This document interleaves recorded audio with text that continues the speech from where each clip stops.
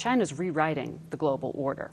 Your national security strategy says they are the only power in the world with the intent and the ability to do that.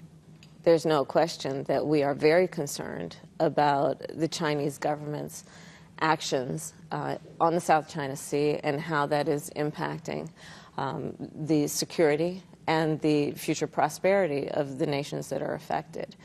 For example, I was recently in the Philippines, and I've been spending a lot of time with President Marcos.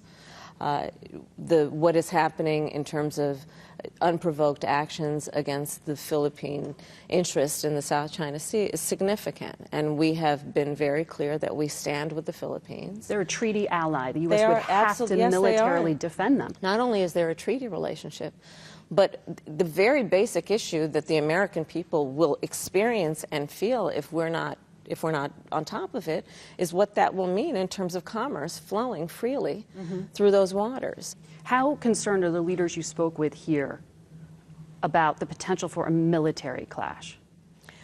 I think the issue that is most present here among the Southeast Asian leaders is that there be a respect for and enforcement of international rules and norms, but they hope that there will be an avoidance of conflict. And that there's a great symmetry between that and our policy toward China. We do not invite conflict, but we absolutely are prepared to and engaged in what is necessary to compete. So when President Biden said the other day that China was a ticking time bomb, he was talking about their current economic problems that they are experiencing. He said that's not good because when bad folks have problems, they do bad things.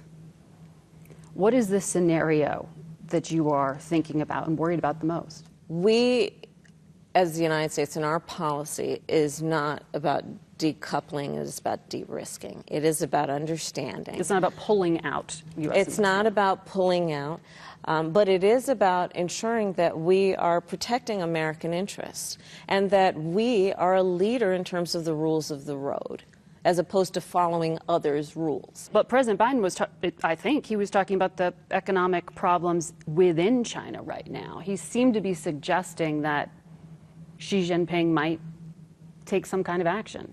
It's no secret that China is experiencing economic problems. And what you will find is, certainly in my conversations with American business leaders, is that they are looking at the future in terms of their capital investments and taking into account which countries are engaged in practices that are about abiding by the rule of law and international rules and norms in a way that they can be guaranteed that there will be some stability so they can make long-term investments. There is increasingly an understanding that China may not be the best bet.